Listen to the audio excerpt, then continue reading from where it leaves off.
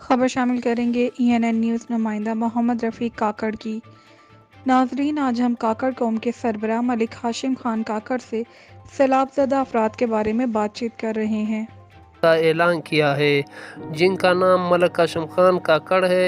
एक बात याद रहे, मलिक साहब ने उर्दू में इंटरव्यू देने से माजरत की, अपने इलाके की खातिर पश्तो ज़बान में इंटरव्यू देना चाहा।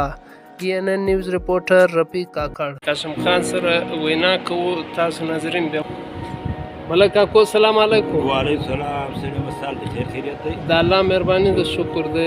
ملک کاکو تا اعلان کړی دا د سیلاب زدګانو په حواله باندې په هغه باره کې موږ څه معلومات درڅخه غوښتل. ما په اوله ورځ څو ورځې مخکې تر اختر مخکې څو ورځې مخکې تر اختر مخکې مې دوې ورځې درې ورځې اعلان وکړ چې ما ویل زه به د کلاسي پلا سره شروع سم د مسلم باغ تر کاڼه پورې دا سیلاب څوک یې وړي دي او دا ته سخیلان څو کورونه دي هغه بیا وړي. زما خیال دا ته د کاڼه تر دره ورته وایي که چیرې ورته وایي خراساني درجه کې کوچیان دي. زما خیال دوه کسې هم نه دي، که یو مړه دي بل هغه له به هم ورته مخاطب یې کوم. نو د علاقې شاوخوا زه ګرځم دوره کوم، دا کم کوچا ته چې زه پیسې ورکوم، هر سړي پیسې زه ورکوم، دا د کور په کور ګرځم، د چا کور نړېدلی یو هغه ته یې ورکوم، که چا مړی په سیلاب وړی یو هغه ته یې ورکوم، په خپل لاس ورته درېږم.